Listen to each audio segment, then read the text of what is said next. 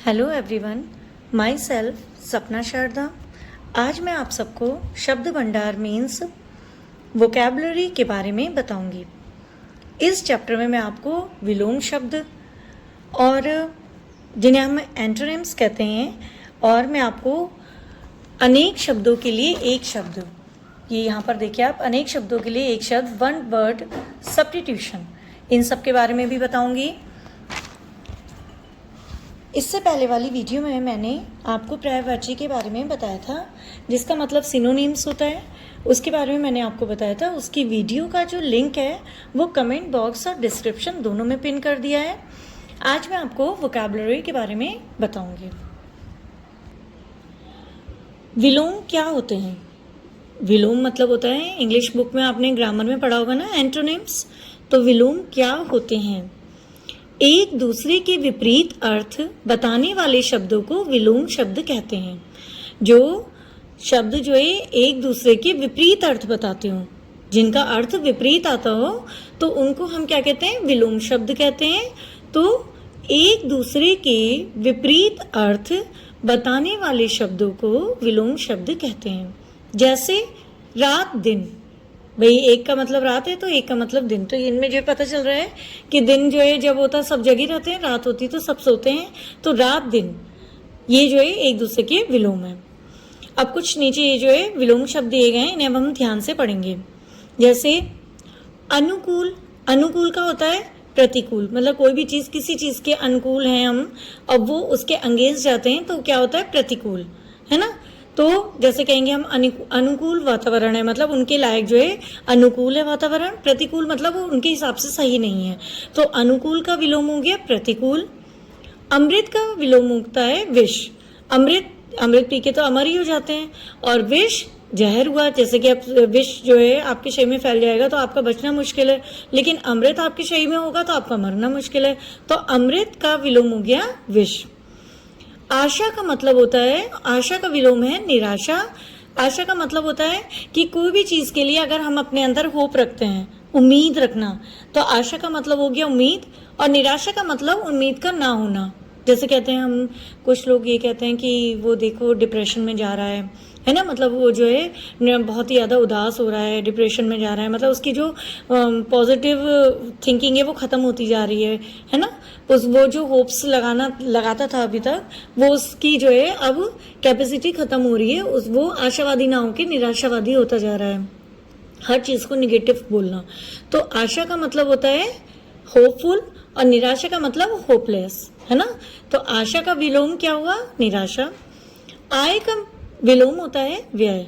आय मतलब आपकी इनकम क्या है, आपकी आय क्या है, आप जो कमा रहे हो, आपकी इनकम, वो आपकी आय होती है। और व्यय, आपने कितना स्पेंड किया, आपने कितना खर्च किया, आपका क्या व्यय है। तो व्यय का मतलब होता है खर्च, और आय का मतलब क्या हुआ? इनकम। तो आय का अपोजिट क्या हुआ? व्यय। अब आता है उन्नति। उन्नति का अपोजिट होता है, विलोम होता है अवनति। उन्नति मतलब प्रोग्रेस, कोई भी जना जो है प्रोग्रेस करता है, आगे बढ़ता है, सफल होता है, तो वो क्या है? उन्नति की तरफ बढ़ता है। अवनति मतलब उसका पतन, मतलब कि वो जो है गिरता जा रहा है ना, उसके जो सक्सेस है खत्म होती जा रही है। तो उन्नति का अपोजिट क्या होता है? अवनति। उचित का उल्टा होता है अनुचित। उचित का मतलब जैसे कि अगर हम समझाते हैं, देखो बेटा ये तुम्हारे लिए उचित है, ये तुम्हारे लिए सही है, ये करना चाहिए, ये नहीं। या हम जैसे कहते हैं, बच्चों को समझाते हैं अधिकतर पेरेंट्स कि बेटा मोबाइल पे थोड़ा टाइम देना तो उचित है, लेकिन आप बहुत ज़्यादा उस पर टाइम स्पेंड करोगे तो वो क्या है? अनुचित है, वो आपके लिए नुकसानदायक है। तो उचित का उल्टा क्या होता है? अनुचित। उचित का विलोम होता है अनुचित।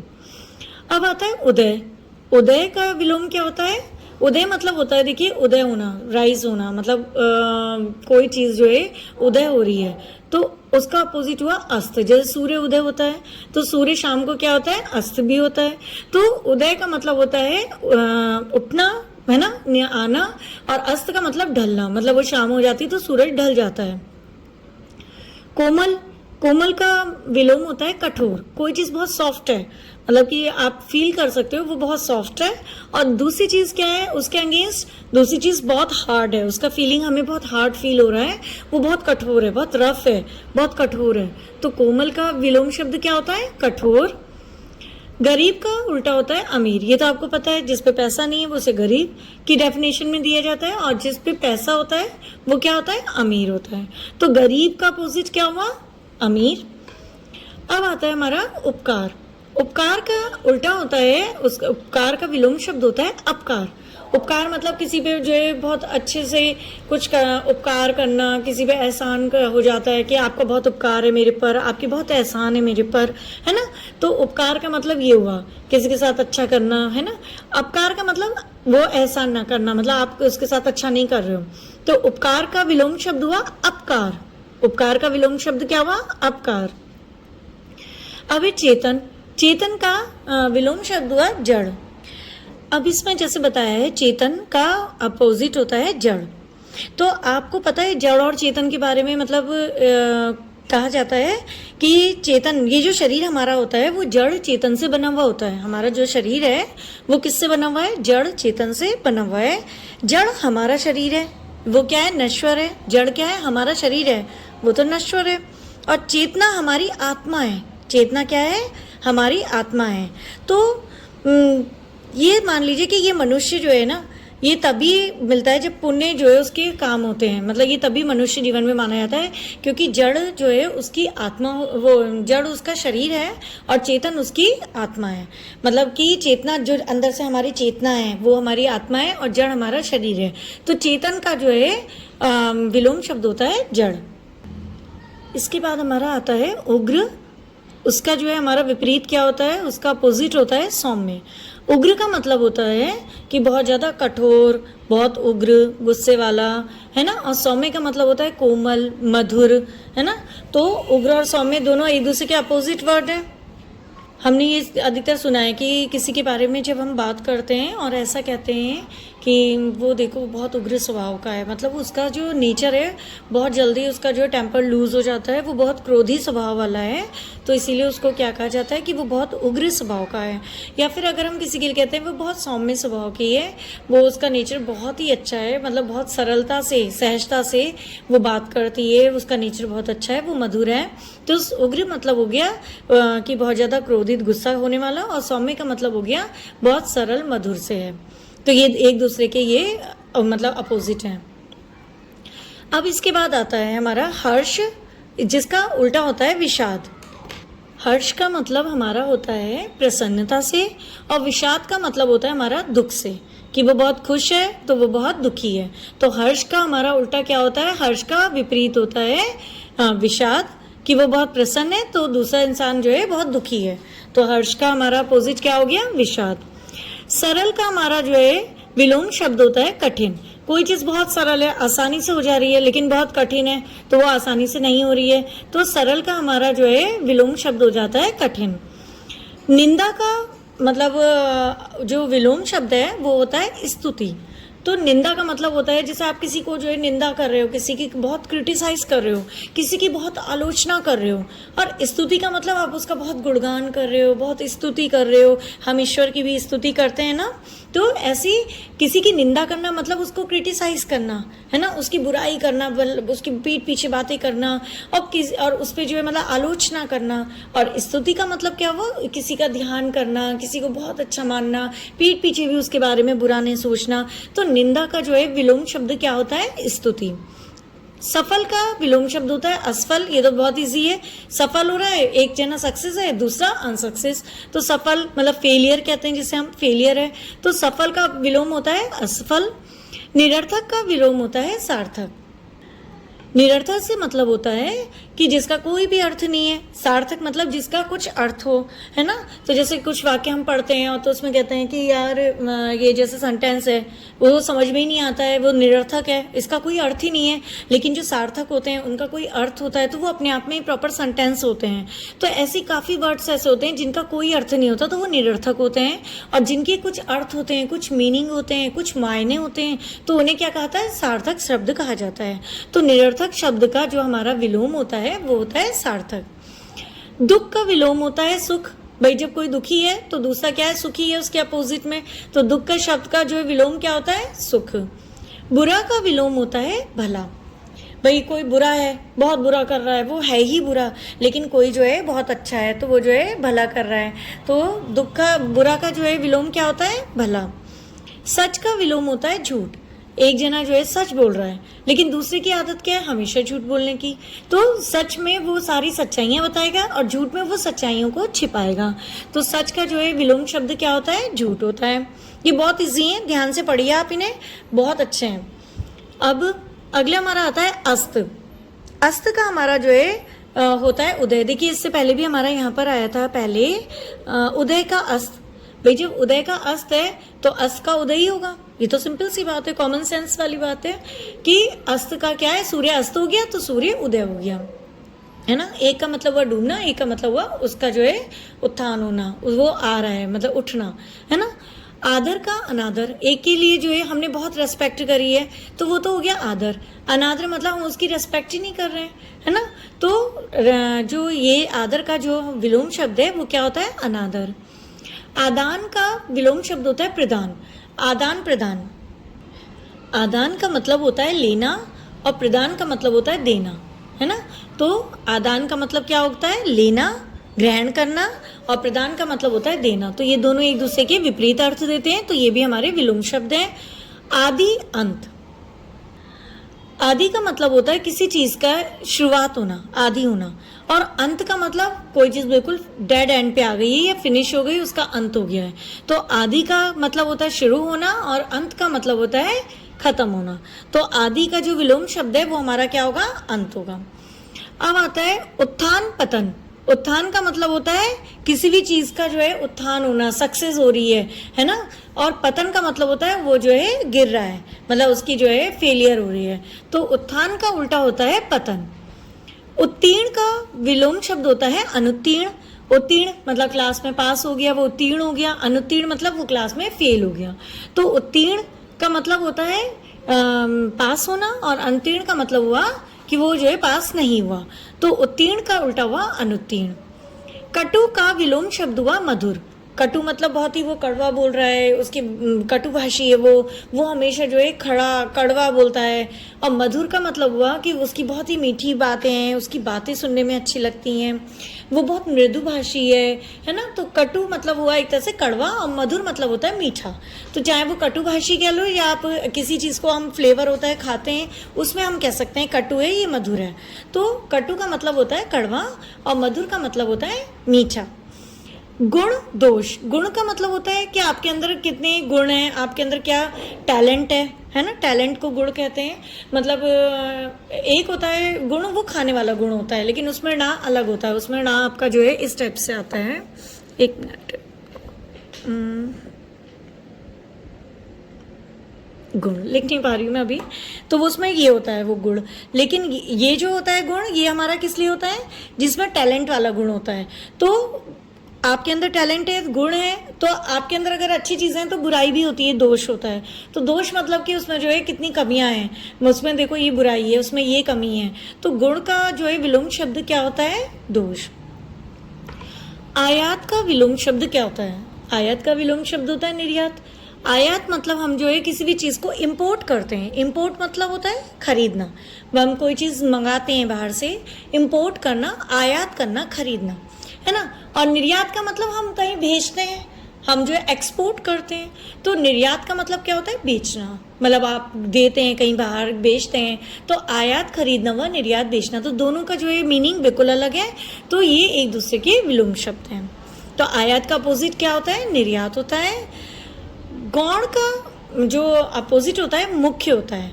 जैसे कि आपके जो है मेन कलर्स होते हैं, मुख्य मतलब होता है बिल्कुल मेन कलर्स क्या होते हैं? लाल, पीला, हरा, नीला, ये चार हमारे मुख्य रंगों में आते हैं। लेकिन गौड़ रंग क्या होते हैं? मतलब उनके सब्स्टिट्यूशनल जो कलर्स होते हैं, और तो वो क्या होते हैं? तो जैसे लाल और पीला मिला के हमने बना दिया नारंगी रंग, है ना। ऐसी जो है मतलब हरे में पीला मिलके हल्का धानी रंग। तो इस तरह से जो उनके इनकी हेल्प से जो बनते हैं कलर, तो वो क्या हुए? गौण में हो गए। तो मुख्य क्या हुआ? मेन चीज हो गई, और गौण हमारी जो है सब्स्टिट्यूट में आ गई, वो मतलब मेन चीज नहीं हुई। तो एक तरह से हम ये भी कह सकते हैं कि जो मुख्य है वो तो प्रधान हो गया और जो गौण है वो अप्रधान हो गया। तो अप्रधान का अपोजिट क्या होता है? प्रधान, है ना। आप ये भी कह सकते हो जो मुख्य है मतलब वो उसका वो क्या होता है कि माइनर हो गया, मतलब मुख्य तो मेन हो गया और जो गौण है वो माइनर हो गया। मुख्य आपके मेन चीज में आ गई, गौण आपकी सेकेंडरी में आती है ना। तो गौण का उल्टा जो होता है वो मुख्य होता है। मैंने काफी कोशिश की है समझाने की, उम्मीद करती हूँ आप लोगों को ये समझ में आ गया होगा गौण और मुख्य का डिफरेंस। अब आता है अगला हमारा यश, उसका हमारा विलोम शब्द होता है अपयश। मतलब यश मतलब होता है कीर्ति, है ना। किसी भी चीज की कोई भी इंसान है उसकी कीर्ति ख्याति फैलती है, यश फैलता है, तो यश तो वो हो गया। अपयश मतलब किसी की जो है बदनामी होना, मतलब कि उसकी जो है जो किसी की तो बहुत कीर्ति फैल रही है और दूसरे की जो है क्या हो रही है? बदनामी हो रही है। जैसे कि किसी की बहुत प्रशंसा हो रही है और दूसरे की क्या हो रहा है? मतलब उसकी बहुत जगह जगह वाहवाही हो रही है और खूब उसका नाम फैल रहा है, यश फैल रहा है उसका। और अपयश मतलब उसकी बदनामी हो रही है, उसने जो काम कर रहे हैं गलत वो उनके बारे में डिस्कशंस हो रहे हैं, तो वो अपयश हो रहा है। ऐसी ये यश का जो है विलोम शब्द होता है अपयश। अब आता है तीव्र। तीव्र का विलोम शब्द होता है मंद। अब कार जो बहुत तेज स्पीड में जा रही है, तीव्र मतलब तेज, और मंद मतलब बहुत धीरे चलना। तो ये कहते हैं कि कार को इतनी भी धीरे मत चलाओ कि पता चला कार से जाने से अच्छा हम पैदल ही चले जाएं, है ना। तो तीव्र का मतलब हुआ तेज, कार इतनी तेज भी मत चलाओ कि हमारा एक्सीडेंट हो जाए। तो तीव्र मतलब हो गया तेज और मंद मतलब क्या हो गया? बहुत ही धीमा। तो तीव्र का जो है विलोम शब्द होता है मंद। अब अगला आता है हमारा उतार। तो उतार का विलोम शब्द होता है चढ़ाव। उतार वही कि आप नीचे को उतर रहे हो या कोई भी चीज है उसमें उतार आ गया है अब, है ना। अब ये पहाड़ी है, ये इसके उतार का वो है कि अब उतरना है, यहाँ पर ये उतार का एरिया है। और चढ़ाव मतलब यहाँ पर आपको चढ़ाई करनी है, अब ऊपर चढ़ना है, चढ़ाई करनी है, तो उतार चढ़ाव, है ना। कोई चीज आपने पहनी है तो आप कह दोगे कि ये जो आपने ज्वेलरी पहनी है आप उतार दो, या हम कहेंगे भगवान जी को आप ज्वेलरी चढ़ा दो। चढ़ा दो मतलब आप उनको देना, मतलब ऊपर से चढ़ाना, और उतारने का मतलब जो है वो नीचे हटा देना। तो उतार और चढ़ाव ये दोनों एक दूसरे के जो है अपोजिट अर्थ दे रहे हैं, तो ये भी एक दूसरे के विलोम है। उसके बाद आता है स्वाधीन पराधीन। स्वाधीन मतलब स्वतंत्र, ये तो सभी को पता होगा स्वतंत्रता का मतलब। तो स्वाधीन का मतलब होता है स्वतंत्र, पराधीन का मतलब होता है परतंत्र। तो स्वाधीन का मतलब होता है कि जो किसी के भी अधीन नहीं है ना, वो अपने ही उसमें रहता है, वो किसी के अंडर में नहीं है, स्वाधीन है, स्वतंत्र है। और पराधीन मतलब हो गए परतंत्र, या फिर आप जो है परवश मतलब दूसरे के अधीन हो। देखो साफ साफ इसमें समझेंगे, स्वाधीन मतलब वो सिर्फ अपने ही अधीन है, वो किसी और के अधीन नहीं है, किसी और के अंडर में नहीं है। और पराधीन का मतलब होता है, पर मतलब होता है दूसरा, अधीन मतलब दूसरे के वश में, दूसरे के अंडर में। तो स्वाधीन स्वतंत्र हो गया और पराधीन क्या हो गया कि वो दूसरे के अंडर में है, वो स्वतंत्र नहीं है। तो स्वाधीन का विलोम शब्द हो गया पराधीन। अब साकार। साकार का विलोम शब्द होता है निराकार। साकार का मतलब होता है जिसका कोई आकार हो, है ना।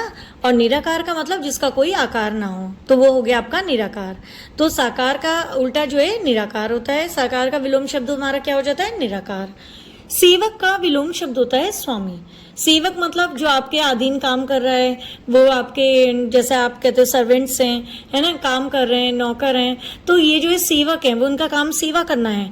और जो स्वामी होता है वो स्वामी जो के अंडर में सेवक होते हैं। तो स्वामी उनका एक तरह से बॉस की तरह हो गया, उनका जो है मालिक हो गया। तो सेवक का जो है विलोम शब्द होता है स्वामी। सेवक का विलोम शब्द क्या होता है? स्वामी।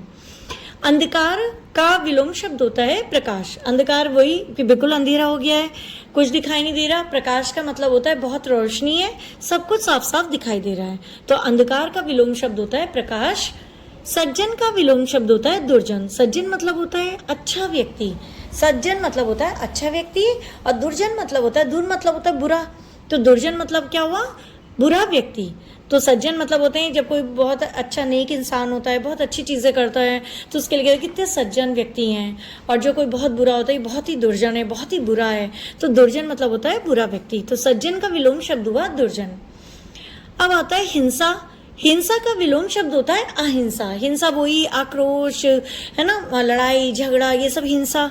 और अहिंसा मतलब हम जो है लड़ाई झगड़ा नहीं करके शांति से हर चीज़ का सॉल्यूशन निकालें।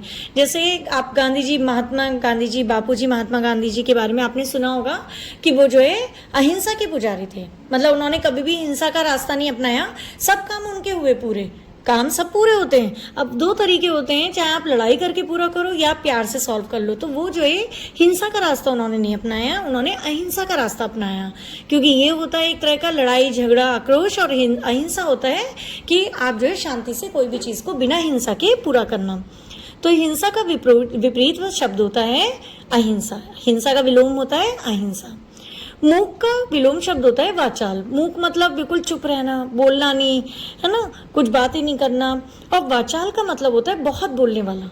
तो एक तरफ तो एक जना बिल्कुल चुप है, बिल्कुल उसका नेचर ऐसा शाई नेचर है, वो किसी के आगे बोल नहीं सकता, है ना, बिल्कुल चुप रहता है, साइलेंट है बिल्कुल। और जो दूसरा है वो इतना कॉन्फिडेंट है कि वो बोलते चले जा रहा है, बोलते चले जा रहा है, उसके रुकने का ही नाम नहीं है। तो मतलब वो अपने आगे औरों को बोलने भी नहीं दे रहा, वो इतना बोलने वाला है। तो मूक का मतलब हो गया शांत नेचर वाला, चुप, और वाचाल का मतलब हो गया बहुत बोलने वाला। तो दोनों का जो है विपरीत अर्थ हो गया। तो मूक का विलोम क्या होता है, वाचाल होता है। इतना आपको अच्छे से समझ में आ गया होगा। तो अब हम जो है इसके आगे फिर वो जो है जो आगे के हैं वो एक बार देख लेते हैं। अगर आपको मेरा पढ़ाया हुआ समझ में आ रहा है तो प्लीज़ वीडियो को लाइक करिए, क्योंकि एक एक वीडियोस बनाने में मुझे बहुत मेहनत लगती है। चैनल को सब्सक्राइब करिए और बेल नोटिफिकेशन को ऑल पर सेट कर दीजिए, जिससे मेरी सारी वीडियोस आप तक पहुंच सकें। काम कर रहा है या पाप होता है तो वो पाप में गिना जाता है ना। और जो पुण्य होते हैं वो अच्छे कर्म होते हैं। किसी के साथ आप जो है किसी की जान बचा रहे, पुण्य कर्म होते हैं। आप किसी को कहते हैं इसकी आत्मा बहुत पापी है, मतलब वो हमेशा जो है बुराई सोच रही है। और पुण्यात्मा उन्हें कहा जाता है जो बहुत ही अच्छी चीज़ें सोचते हैं, सबके लिए बहुत अच्छा करते हैं। वो जानवरों के लिए भी अपने मन में सहानुभूति रखेंगे, और जो उनको भी कष्ट देगा तो कहते नहीं बहुत पापी है, बहुत बड़ा पापी है। तो पाप का जो है विलोम शब्द क्या होता है, पुण्य होता है। पाप का विलोम शब्द होता है पुण्य। विरोध का विलोम शब्द होता है समर्थन। विरोध मतलब आप किसी के अगेंस्ट खड़े हो, मतलब आप उसका जो है विरोध कर रहे हो। नहीं कोई जना बात समझा रहा है लेकिन आप कह रहे हो नहीं ये गलत है, मुझे ऐसा करना ही नहीं है, तो आप उसके अगेंस्ट रहो। तो दैट इज क्या है, विरोध। वो आपका जो है विरोध कहलाता है। तो विरोध का मतलब होता है आप किसी के अगेंस्ट, मतलब किसी के विपरीत में आप बोल रहे हो, आप उसके समर्थन में नहीं हो, मतलब असमर्थन में हो आप उसके। तो इसका जो है विलोम शब्द होता है समर्थन। समर्थन मतलब आप किसी के जो कोई जना बात कह रहा है आप उसको एक्सेप्ट करते हो, आप उसको समर्थन देते हो कि हाँ आप सही कह रहे हो, ऐसा ही होना चाहिए। तो विरोध मतलब आप उसकी बात को नहीं मान रहे हो, और इस समर्थन का मतलब है आप उसकी बात को मान रहे हो। तो विरोध का जो है अपोजिट क्या होता है, समर्थन होता है। विरोध का विलोम शब्द समर्थन है। अनिवार्य का विलोम शब्द क्या होता है, वैकल्पिक। अनिवार्य का विलोम शब्द होता है वैकल्पिक।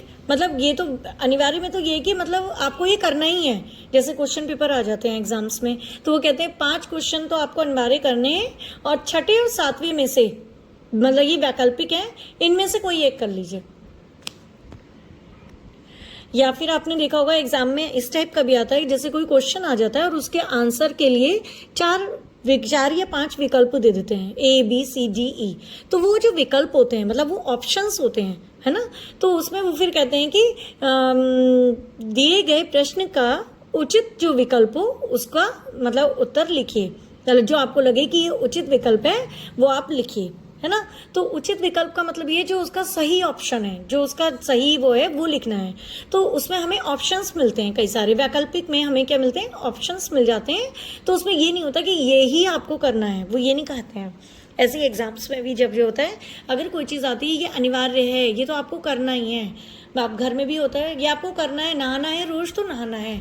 लेकिन अगर हम जो है ऑप्शन देते हैं, ठीक है अच्छा आप जो है अभी आप खाना नहीं खा रहे हो, आप या तो खाना खा लो या फिर आप जूस पी लो, आपको एक ऑप्शन मिल जाता है कि या तो आप ये कर लो या तो आप ये कर लो। तो अनिवार्य का विलोम शब्द होता है वैकल्पिक। जीवन का विलोम शब्द होता है, क्या होता है, मरण। सबको पता है जीवन का मतलब होता है वही जिंदगी, मरण का मतलब मरना। तो जीवन जो है उसका विलोम शब्द हमारा क्या हो जाता है, मरण। नर का विलोम शब्द होता है नारी। नर का विलोम शब्द क्या होता है, नारी। तो नर हमारा जो है मेल है, मेल जेंडर में आता है, और नारी हमारी फीमेल जेंडर में आती है। तो नर का जो है विलोम शब्द नारी हो गया। उर्वर का विलोम शब्द होता है ऊसर। उर्वर का मतलब होता है उपजाऊ। उर्वर का मतलब होता है उपजाऊ। आपने देखा होगा जब खाद होती है उर्वरक खाद कहते हैं, तो मतलब उपजाऊ है, या उर्वरक भूमि होती है तो मतलब वो उपजाऊ भूमि है ना। तो उर्वर मतलब होता है उपजाऊ, और ऊसर मतलब होता है बंजर, मतलब जिसमें जो है कुछ भी उत्पन्न ना किया जा सके।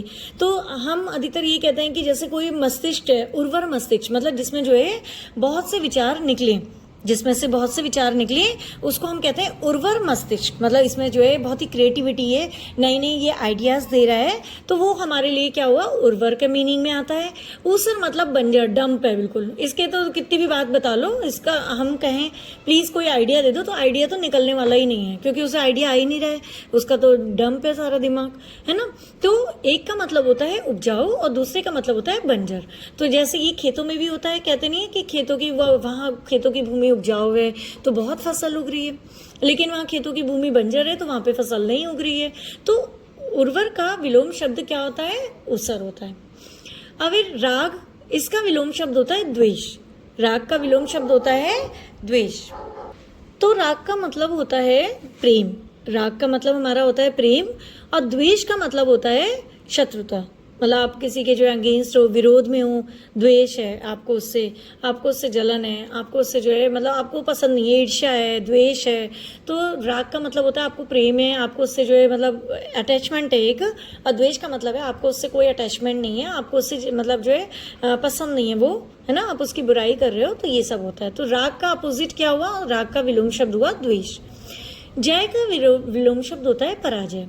जय का मतलब होता है भाई आप सक्सेस होकर आ रहे हो, पराजय मतलब हार। भाई जय तो सक्सेस हो गई, और पराजय आपकी क्या हो गई, डिफीट, हार, है ना। तो आप जो डिफीट हो गए हो, तो मतलब जो है जय का मतलब होता है आपका मतलब सफल होना, और पराजय का मतलब होता है असफल होना। तो जय का विलोम शब्द क्या होता है, पराजय। ऐसे अब आगे आते हैं हमारे कुछ और हैं, तो वो है क्या है, पठित। पठित का मतलब होता है, पठित का विलोम हमें बताया गया है अपठित। तो इसका मतलब होता है पढ़ा हुआ। अपठित मतलब जो पढ़ा हुआ नहीं है। जैसे आपके अधिकतर देखना एग्जाम्स में लिख कर आता है पठित गद्यांश, है ना, और अपठित गद्यांश आता है। तो ये आपको समझ में आ जाएगा, हिंदी के आप जैसे आप पेपर देते हैं तो उसमें पठित और अपठित, पढ़ा हुआ मतलब वो अपठित, और बिना पढ़ा हुआ हो गया अपठित। तो इसमें आ लग गया मतलब वो इसका अपोजिट हो गया। तो पठित का विलोम शब्द होता है अपठित।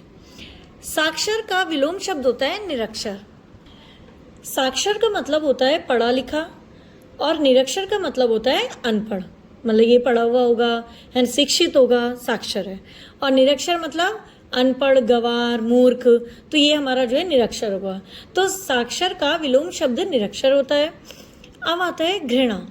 घृणा का विलोम शब्द क्या होता है, प्रेम। भाई आप किसी को हेट करते हो, लेकिन वही दूसरी तरफ आप किसी को लव भी करते हो। तो घृणा का विलोम शब्द होता है प्रेम। कृतज्ञ का मतलब होता है कि आपका आभार मानने वाला। आपने अगर किसी के साथ अच्छा किया है तो वो उसको मान रहा है ना, शुक्रिया कर रहा है। कृतघ्न का मतलब होता है कि वो आपका जो है शुक्रिया नहीं करता है, आपका एहसान, आपका आभार नहीं मानता है, तो वो होता है कृतघ्न। तो ये जो है कृतज्ञ का विलोम शब्द हुआ।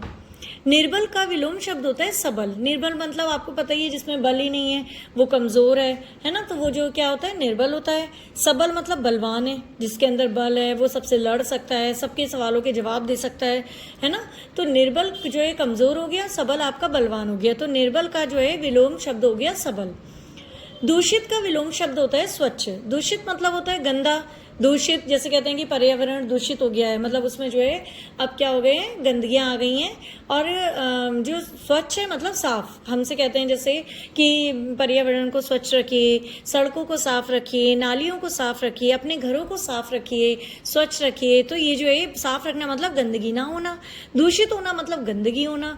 तो दूषित का विपरीत जो शब्द है वो क्या होता है, स्वच्छ होता है। मूर्ख का विपरीत शब्द होता है विद्वान। मूर्ख मतलब जिसको कुछ पता ही नहीं है, वो मूर्ख है बिल्कुल, है ना। और विद्वान जिसको जो है विद्या का पूरा ज्ञान है, विद्वान है, वो बहुत चीज़ें समझता है। मूर्खों को कोई समझ ही नहीं है ना। तो मूर्ख का विलोम शब्द होता है विद्वान। संयोग का विलोम शब्द होता है वियोग। संयोग का मतलब होता है मिलना, और वियोग का मतलब अलग होना। कहते हैं सीता जी राम जी के वियोग में बहुत दुखी थी, तो मतलब वो उनसे अलग जब थी, है ना। तो जो है वियोग का मतलब जो है अलग होना हुआ, संयोग का मतलब होता है मिलना। तो इतने ये आपको सब समझ में आ गए होंगे। इसके बाद अब हमारे क्या स्टार्ट हो जाएंगे, अनेक शब्दों के लिए एक शब्द, one word substitution. One word substitution, अनेक शब्दों के लिए एक शब्द। तो ये मैं आपको इस कराऊं, इससे पहले जो मैंने अभी आपको ये कराया है इसका एक बार हम हल्का सा रिवीजन ले लेते हैं, तो उससे हमारा ये सारी चीज़ें क्लियर हो जाएंगी। तो हमारा जो है विलोम शब्द क्या था, एक दूसरे के विपरीत अर्थ बताने वाले शब्दों को विलोम शब्द कहते हैं। जो शब्द एक दूसरे के विपरीत अर्थों को बताते हैं उनको हम विलोम शब्द कहते हैं। जैसे रात दिन, और अभी नीचे ये कुछ विलोम शब्द हैं, हम इनको मैं आपको बता चुकी हूँ, लेकिन अब इनका एक बार फिर से रिवीजन कर लेते हैं। उससे क्या होगा कि आपका जो है और अच्छे से याद हो जाएगा, और फिर आप उसके बाद जब भी एग्जाम्स के लिए या जब भी आप वीडियो खोल के पढ़ेंगे तो आपका और अच्छा तैयार होता जाएगा। तो अब हमारा स्टार्ट होता है। अनुकूल का होता है प्रतिकूल, अमृत का विलोम होता है विष, आशा का विलोम होता है निराशा, आय का विलोम होता है व्यय, उन्नति का विलोम होता है अवनति, उचित का विलोम होता है अनुचित, उदय का विलोम होता है अस्त, कोमल का विलोम होता है कठोर, गरीब का विलोम होता है अमीर, उपकार का विलोम होता है अपकार, चेतन का विलोम होता है जड़, उग्र का विलोम होता है सौम्य, हर्ष का विलोम होता है विषाद, सरल का विलोम होता है कठिन, निंदा का विलोम होता है स्तुति, सफल का विलोम होता है असफल, निरर्थक का विलोम होता है सार्थक, दुख का विलोम होता है सुख, बुरा का विलोम होता है भला, सच का विलोम होता है झूठ, अस्त का विलोम होता है उदय। अस्त का विलोम क्या होता है, उदय। आदर का विलोम होता है निरादर या अनादर, आदान का विलोम होता है प्रदान, आदि का विलोम होता है अंत, उत्थान का विलोम होता है पतन, उत्तीर्ण का विलोम होता है अनुत्तीर्ण, कटु का विलोम होता है मधुर, गुण का विलोम होता है दोष, आयात का विलोम होता है निर्यात, गौण का विलोम होता है मुख्य, यश का विलोम होता है अपयश, तीव्र का विलोम होता है मंद, उतार का विलोम होता है चढ़ाव, स्वाधीन का विलोम होता है पराधीन, साकार का विलोम होता है निराकार, सेवक का विलोम होता है स्वामी, अंधकार का विलोम होता है प्रकाश, सज्जन का विलोम होता है दुर्जन, हिंसा का विलोम होता है अहिंसा, मूक का विलोम होता है वाचाल। इतने आपके जो है रिवीजन हो गया होगा। पाप का विलोम होता है पुण्य, विरोध का विलोम होता है समर्थन, अनिवार्य का विलोम होता है वैकल्पिक, जीवन का विलोम होता है मरण, नर का विलोम होता है नारी, उर्वर का विलोम होता है ऊसर, राग का विलोम होता है द्वेष, जय का विलोम होता है पराजय, पठित का विलोम होता है अपठित, साक्षर का विलोम होता है निरक्षर, घृणा का विलोम होता है प्रेम, कृतज्ञ का विलोम होता है कृतघ्न, निर्बल का विलोम होता है सबल, दूषित का विलोम होता है स्वच्छ, मूर्ख का विलोम होता है विद्वान, संयोग का विलोम होता है वियोग। तो इतने आपको सब क्लियर हो गए होंगे। अब इसमें कोई भी जो है मतलब लगता नहीं कि आपको ना आने वाली कोई चीज़ नहीं है, ये बहुत इजी है, ये सबके तैयार हो गए। अब हम आगे बढ़ते हैं इसमें, अनेक शब्दों के लिए एक शब्द, वन वर्ड सब्स्टिट्यूशन। तो ये क्या होते हैं, अपनी बात को कम शब्दों में स्पष्ट रूप से कहने के लिए अनेक शब्दों के स्थान पर एक शब्द का प्रयोग किया जाता है। अपनी बात को कम शब्दों में स्पष्ट रूप से कहने के लिए अनेक शब्दों की जगह पर हम क्या करते हैं, कि हमें कम शब्द का यूज़ करना है, तो हम अपनी बात को कम शब्दों में स्पष्ट रूप से कहने के लिए अनेक शब्दों की जगह एक शब्द का प्रयोग करेंगे। इससे भाषा स्पष्ट और प्रभावशाली बनती है ना। तो क्या है, अपनी बात को कम शब्दों में स्पष्ट रूप से कहने के लिए अनेक शब्दों की जगह जब हम एक शब्द का प्रयोग करते हैं तो इससे क्या होता है, भाषा स्पष्ट और प्रभावशाली बनती है। तो वहाँ ये जो है अनेक शब्दों के लिए एक शब्द कहलाते हैं।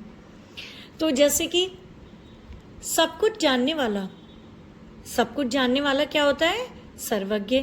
जिसे सब कुछ पता हो, सबकी ज्ञान हो, सबकी नॉलेज हो, सब कुछ जानने वाला वो क्या होता है, सर्वज्ञ कहलाता है। सर्वज्ञ, सर्व मतलब सब कुछ जानने वाला, है ना। कम जानने वाला, जिसको कम नॉलेज है, तो अल्पज्ञ, अल्प मतलब थोड़ा होता है ना, कम जानने वाला तो अल्पज्ञ, सब कुछ जानने वाला सर्वज्ञ। देखो सर्व मतलब सारा सब कुछ हो गया, अल्प मतलब थोड़ा, तो सब कुछ जानने वाला सर्वज्ञ, कम जानने वाले को क्या कहते हैं, अल्पज्ञ। अभी जो किए गए उपकार को मानता है, जो किए गए उपकार को मानता है उसे कहते हैं कृतज्ञ। देखिए मैंने ये आपको ऊपर भी पढ़ाया था, कृतज्ञ और कृतघ्न, है ना। जो किए हुए उपकार को मानता है कि हाँ उसने जो है वो शुक्रिया करता है कि हाँ आपने मेरे साथ बहुत अच्छा किया, मानता है, वो एहसान मान रहा है कि हाँ आपने मेरे साथ किया है, अच्छा किया है ना। तो जो उपकार को मानता है कृतज्ञ, और जो उपकार को भी नहीं मानता है वो कृतघ्न होता है। एहसान फरामोश ये एक शब्द होता है कि मतलब तुम जो है एहसान, मतलब एक तो हम तुम्हारे लिए इतना अच्छा कर रहे हैं, उसको भी तुम जो है अप्रिशिएट नहीं कर रहे हो, मानते भी नहीं हो। कुछ लोग होते हैं ऐसे, तो वो क्या हुए, कृतघ्न हुए। देखने योग्य दर्शनीय, कोई चीज़ अच्छी होगी, देखने लायक होगी तो दर्शनीय होगी। पढ़ने योग्य पठनीय, अगर कोई चीज़ पढ़ने योग्य होगी, है ना, कि जिसे हम पढ़ा मतलब पढ़ने में अच्छी है, पढ़ा जा सके उसे, तो वो क्या है, पठनीय होगी। बड़े भाई को हम क्या कहते हैं, अग्रज, और छोटे भाई को हम कहते हैं अनुज। लक्ष्मण जी जो है राम जी के अनुज, है ना, तो वो अनुज भ्राता थे। तो अनुज मतलब होता है छोटा भाई, और बड़ा भाई का मतलब होता है अग्रज। अग्रज मतलब आगे, है ना, अग्र मतलब होता है आगे बढ़ा हुआ, तो आगे को जाना, आगे बढ़ा हुआ, तो बड़ा भाई है वो, तो वो उससे आगे ही है ना। तो हमारा ये छोटा भाई, बड़े भाई को हमने क्या कहा था, अग्रज, और छोटे भाई को क्या कहते हैं, अनुज। अब जीवन भर के लिए कोई भी चीज़ हमारी जो जीवन भर के लिए है, तो हम उसको एक शब्द में बोल सकते हैं इसी बात को, आजीवन। जीवन भर के लिए कोई चीज़ होती है तो उसको कहते हैं आजीवन। या कोई सजा अगर आपको जो है जीवन भर के लिए मिल गई तो उसे हम छोटे शब्दों में कह देंगे आजीवन कारावास। जैसे हम पहले पढ़ते थे, किताबों में आता है कि उसे आजीवन कारावास मिल गया, तो आजीवन मतलब होता है जीवन भर के लिए। सदा बना रहने वाला, हमेशा बना रहने वाला, शाश्वत। सदा बने रहने वाले को क्या कहते हैं, शाश्वत कहते हैं। और जो मार्ग दिखाता है, मार्ग दिखाने वाला क्या हो गया, पथ प्रदर्शक। मतलब जो मार्ग दिखा रहा है वो हमारा क्या है, पथ प्रदर्शक है। बहुत तेजी से चलने वाला, जो बहुत तेजी से चल रहा है, धृतुगामी। जो बहुत तेजी से चल रहा है, धृतुगामी। निरीक्षण करने वाले को कहते हैं निरीक्षक। निरीक्षण करने वाले को क्या कहते हैं, निरीक्षक। इसको हम एक बार रिवीजन कर लेते हैं। सब कुछ जानने वाला सर्वज्ञ, कम जानने वाला अल्पज्ञ। जो किए गए उपकार को मानता है कृतज्ञ, किए गए उपकार को नहीं मानता है कृतघ्न। देखने योग्य दर्शनीय, पढ़ने योग्य पठनीय। बड़ा भाई अग्रज, छोटा भाई अनुज। जीवन भर के लिए आजीवन, सदा बना रहने वाला शाश्वत। मार्ग दिखाने वाला पथ प्रदर्शक, बहुत तेजी से चलने वाला धृतुगामी। निरीक्षण करने वाला निरीक्षक। इतना आपको समझ में आ गया होगा कि ये इन शब्दों के लिए छोटे छोटे शब्दों का यूज़ किया गया है, और ये भी बहुत टफ नहीं है, इजी है, याद करने में आसान है। तो आगे बढ़ते हैं हम। जानने की इच्छा रखने वाला, जानने की इच्छा रखने वाला हमारा क्या कहलाता है, जिज्ञासु। जो जिसको जानने की इच्छा होगी वो क्या कहलाता है, जिज्ञासु कहलाता है।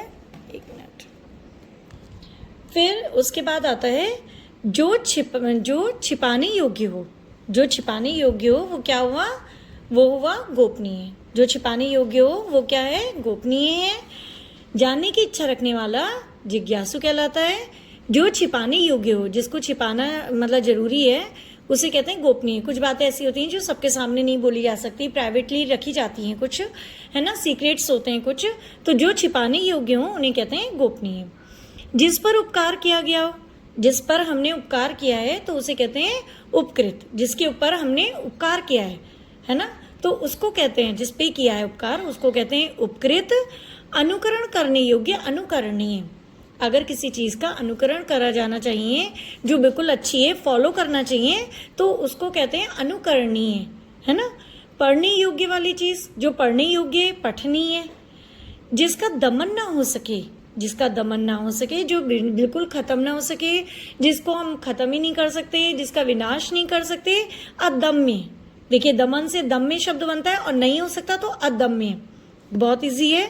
जिसका दमन ना हो सके, अदम्य। जिसकी गहराई का पता ना चल सके, जिसकी गहराई का पता ना चल सके, अथाह। अथाह, जिसकी गहराई का पता ना चल सके, अथाह। जो बात पहले कभी ना हुई हो, मतलब जो बात पहले कभी ना हुई हो, अभूतपूर्व। अभूत का मतलब देखिए भूतकाल, जो हमने आपको काल के बारे में बताया था, तो काल मतलब होता है पास्ट टेंस। अभूत मतलब वो जो है पास्ट में नहीं है। तो जो बात पहले कभी ना हुई हो उसको कहते हैं अभूतपूर्व। कानून के विरुद्ध अवैध, मतलब अगर आप जो है कानून के विरुद्ध जाओगे, है ना, तो कानून के विरुद्ध उसके अगेंस्ट जाओगे तो वो क्या होगा, अवैध माना जाएगा। तो जैसे कि आपको पता है कि लॉज के अगेंस्ट जब हम जाते हैं, कानून मतलब लॉज हो गए, विरुद्ध मतलब अगेंस्ट, तो लॉज के जब हम अगेंस्ट जाते हैं तो वो इलीगल कहलाता है ना। लीगल मतलब वैध, इलीगल मतलब अवैध। तो कानून के विरुद्ध अगर हम जाते हैं तो अवैध होगा। अवैधानिक मतलब अवैध मतलब कि वो जो है इलीगल होगा, मतलब वो जो है आपका गलत होगा। कानून के आप विरुद्ध जा रहे हो तो इसका मतलब वो अवैध है। जिसे पहले ना पढ़ा हो, जिसे पहले से नहीं पढ़ा हो, अपठित। जिसे पहले ना पढ़ा हो, अपठित। मैंने आपको बताया था ना जब एग्जाम में गद्यांश आते हैं, अपठित गद्यांश में से क्वेश्चन आंसर आप निकालिए, पहले आप गद्यांश को पढ़े हैं, अपठित है। तो ये क्या है, जिसे पहले ना पढ़ा हो उसे अपठित कहते हैं। कटु बोलने वाला कटुभाषी, मीठा बोलने वाला मृदुभाषी। ये तो बहुत सरल है, ये तो इजीली हो जाएंगे। कटु बोलने वाला आपका जो है क्या है, कटुभाषी, और मीठा बोलने वाला, मधुर बोलने वाला मृदुभाषी। कम बोलने वाला मितभाषी। कम बोलने वाला जो बहुत ही कम बोलेगा वो हमारा क्या होगा, मितभाषी। ये भी इसी के साथ इंक्लूड है, ये भाषी वही है। तो कम बोलने वाला मितभाषी। व्याकरण जानने वाले को कहते हैं व्याकरण। व्याकरण की जो नॉलेज रखता है, जो ग्रामर की नॉलेज रखता है, उसे कहते हैं व्याकरण। आंखों के सामने होने वाला प्रत्यक्ष। कोई चीज़ हमारे आंखों के सामने हो रही है, मतलब हम किसी को साक्षात देख रहे हैं, तो कहते नहीं कि पहले लोग जब बताते थे मुझे उनके प्रत्यक्ष दर्शन हुए, मुझे देवी माँ के प्रत्यक्ष दर्शन हुए, मैंने साक्षात मतलब उनका जो है साक्षात दर्शन किए, तो आंखों के सामने हो रहे हैं। तो आंखों के सामने होने वाले को कहते हैं प्रत्यक्ष। और जिसका अंत ना हो, अनंत। भाई जब किसी चीज़ का अंत नहीं होगा तो उसे कहते हैं अनंत। कठिनाई से प्राप्त होने वाले को कहते हैं दुर्लभ। कोई चीज़ अगर हमें बहुत कठिनाई से मिल रही है तो उसको हम क्या कहेंगे, दुर्लभ। दुर्लभ मतलब बहुत रेयर है, मतलब ये इतनी जल्दी नहीं मिल सकती। कि बहुत चीज़ें हैं जो आसानी से मिल जाएंगी, लेकिन कुछ चीज़ें बहुत रेयर होती हैं जो हर किसी के पास नहीं होती, हर किसी को नहीं मिल सकती, तो उनको कहते हैं दुर्लभ। कठिनाई से प्राप्त होने वाले को दुर्लभ कहते हैं, और सरलता से मिलने वाली चीज़ को सुलभ कहते हैं। कि आपको वो इजीली मिल गया, आपको उसके लिए कोई स्ट्रगल नहीं करना पड़ा, तो सरलता से मिलने वाली चीज़ को सुलभ कहते हैं, और कठिनाई से मिलने वाली चीज़ को दुर्लभ कहते हैं। जिसके मन में दया हो, जिसके मन में दया हो तो दयालु कहते नहीं, वो काइंड हार्टेड है, मतलब वो जो है व्यक्ति बहुत, उसका जो हार्ट है वो बहुत काइंड है, उसे किसी का दुख नहीं देखा जाता, वो किसी को भूखा नहीं देख सकते हैं, वो जो है मतलब किसी का दुख नहीं देख सकते, उसे भी दुख होता है। तो जिसके मन में दया हो, जिसके मन में दया हो उसे हम क्या कहेंगे, दयालु। जिसके मन में दया ना हो, अब जिसके मन में दया ही नहीं है तो वो क्या होगा, निर्दय। नी मतलब नहीं होना, दय मतलब दया ना होना, तो निर्दय। तो जिसके मन में दया ना हो, निर्दय। जिसके माता पिता ना हो, अनाथ, है ना, मतलब जिनका कोई नाथ ना हो। तो माता पिता को भगवान की तुलना की जाती है, और नाथ माने भी ईश्वर होता है। तो जिसके माता पिता नहीं होते हैं, अनाथ, मतलब उसके ईश्वर ही नहीं रहे, तो वो क्या हो गया, अनाथ हो गया। जिसकी 4 भुजाएं होती हैं, चतुर्भुज। जिसकी हमारी 4 भुजाएं हैं उन्हें हम क्या कहेंगे, चतुर्भुज कहेंगे। भाई चतुर मतलब हो गया 4, चतु मतलब 4 हो गया, भुज मतलब भुजाएं। जानने की इच्छा, भाई जिसको जानने की इच्छा हो कोई भी चीज़, तो कभी भी मन में जो जानने की इच्छा उठती है तो उसे हम क्या कहते हैं, जिज्ञासा। मतलब अंदर से कहते हैं कोई भी बच्चा तब तक आगे नहीं बढ़ सकता जब तक उसे कोई भी चीज़, चाहे वो पढ़ाई के क्षेत्र में हो, किसी भी क्षेत्र में जानने की इच्छा, इंसान जिज्ञासु है, और जिज्ञासा होना उसका स्वाभाविक, उसका व्यवहार है, मतलब वो उसे होगा, यही स्वाभाविक है कि उसे किसी भी चीज़ की ऐसा क्यों है। अगर आप कोई भी पुस्तक बंद करके रख दोगे और आप दूसरे से ये कहोगे देखो ये किताब मत खोलना, तो देखना उसे जिज्ञासा होगी कि ये मुझसे क्यों कह रहा है कि किताब मत खोलना। आप कोई ना कोई मौका देखकर क्या सोचोगे, मैं चुपके से ये किताब खोल के देख लूँ, है ना। तो ये क्या होती है, जिज्ञासा मन में जागती है। तो जानने की इच्छा कि ऐसा क्यों है, दरवाजे बंद है तो ऐसा क्यों है, इसके पीछे कौन है, किसकी आवाज़ आ रही है, ऐसा क्यों है, तो ये जिज्ञासा, और ये होना स्वाभाविक है। पढ़ाई के क्षेत्र में अगर पढ़ रहे हैं हम और हमारे मन में अगर क्वेश्चन ही नहीं उठ रहे हैं, अगर हमें जिज्ञासा ही नहीं जाग रही है अंदर से, हम पूछ ही नहीं रहे हैं ऐसा क्यों हुआ, ऐसा क्यों नहीं होना चाहिए था, ऐसा होना चाहिए था तो क्यों हुआ, मतलब अपने मन में अगर हमारे क्वेश्चन पुटअप नहीं होंगे तो हम उस चीज़ को अच्छे से समझेंगे नहीं। जब हमें जिज्ञासा उठती है तभी तो हम उस चीज़ को अच्छे से समझते हैं। तो इन्हें क्या है, जानने की इच्छा जो होती है उसको क्या कहते हैं, जिज्ञासा। जब हमारे अंदर जानने की इच्छा होगी मीन्स हमारे अंदर जिज्ञासा है। जो नष्ट होने वाला हो उसे क्या कहते हैं, नश्वर। ईश्वर जो है नश्वर नहीं है, लेकिन हम मनुष्य का जो शरीर है वो क्या है, नश्वर है ना। तो नष्ट होने वाले को नश्वर कहते हैं। ये मानव शरीर क्या है, नश्वर है, ये एक दिन नष्ट हो जाएगा। याचना करने वाला, याचना करने वाला क्या होता है, याचक होता है। और मतलब याचना कर रहा है, वो मांग रहा है, वो आपसे कोई रिक्वेस्ट कर रहा है, तो वो क्या है, याचक है। ये बहुत ईजी है, याचना कर रहा है तो वो याचक है। जंगल की आग, जंगल की आग को क्या कहते हैं, दावानल। देखिए अनल मतलब होता है आग, है ना। तो इससे इसमें देखिए, इसमें अनल का वो दे रखा है, पीछे ना ट्रिक दी है, अनल, आपको समझ में आ जाएगा। अब जंगल की आग है तो दावानल, जिसके आर पार देखा जा सके। पारदर्शक मतलब ट्रांसपेरेंट, जिसके आप आर पार दे सकते हैं, आप उसने कहते हैं ना ये ट्रांसपेरेंट है बिल्कुल, तो जिसके आर पार देखा जा सके उसे कहते हैं पारदर्शक। पार मतलब दूसरी पार, दर्शक मतलब हम देख सकते हैं उसके दूसरी पार, तो पारदर्शक। इतना ये भी आपको समझ में आ गया होगा। जल्दी जल्दी इसका फटाफट रिवीजन कर लेते हैं जिससे ज़्यादा टाइम ना लगे। तो अब इसका हम स्टार्ट करते हैं। जानने की इच्छा रखने वाला जिज्ञासु, जो छिपाने योग्य हो गोपनीय, जिस पर उपकार किया गया हो उपकृत, अनुकरण करने योग्य अनुकरणीय, पढ़ने योग्य पठनीय, जिसका दमन न हो सके अदम्य, जिसकी गहराई का पता न चल सके अथाह, जो बात पहले कभी न हुई हो अभूतपूर्व, कानून के विरुद्ध अवैध, जिसे पहले न पढ़ा हो अपठित, कटु बोलने वाला कटुभाषी, मीठा बोलने वाला मृदुभाषी, कम बोलने वाला मितभाषी, व्याकरण जानने वाला व्याकरण, आँख के सामने होने वाला प्रत्यक्ष, जिसका अंत ना हो अनंत, कठिनाई से प्राप्त होने वाला दुर्लभ, सरलता से मिल जाने वाला सुलभ, जिसके मन में दया हो दयालु, जिसके मन में दया ना हो निर्दय, जिसके माता पिता ना हो अनाथ, जिसकी चार भुजाएं हैं चतुर्भुज, जानने की इच्छा जिज्ञासा, जो नष्ट होने वाला हो नश्वर, याचना करने वाला याचक, जंगल की आग दावानल, जिसके आर पार देखा जा सके पारदर्शक। अब ये हमारा चैप्टर इतना कंप्लीट हो गया है। आपको मैंने विलोम शब्द भी करा दिए हैं और अनेक शब्दों के लिए एक शब्द ये भी करवा दिए मैंने आपको। अब हम इसके चैप्टर में आगे देखेंगे इससे हमने क्या सीखा। अब हम चैप्टर की एक्सरसाइज में आ जाते हैं जिसमें लिखा है आपने क्या सीखा। अब तक आपने जो भी पढ़ा है उसमें आपने क्या सीखा। तो निम्नलिखित शब्दों के विलोम शब्द लिखो। निंदा का स्तुति, सार्थक का निरर्थक, दूषित का स्वच्छ, संयोग का वियोग, उपकार का अपकार। ऐसे ही ये जो आते हैं सफल, इसका हो गया असफल, अनिवार्य का हो गया वैकल्पिक। मैंने आपको बहुत अच्छे से पीछे समझा दिया चैप्टर में। अगर आपको कुछ याद ना आ रहा फिर से उसे रिवाइज कर मतलब फिर से रिवाइंड करके देख लीजिएगा, वीडियो में सब चीज समझ में आ जाएगा।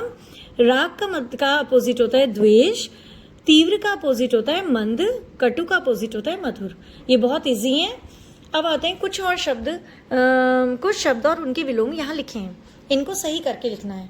तो क्या है, जैसे अब ये कुछ है यहाँ पर कुछ वर्ड लिखे हैं, जैसे बुरा का भला होगा, तो ये सब एक साथ दे दिए हैं, इन्हीं में से छाट के लिखने हैं।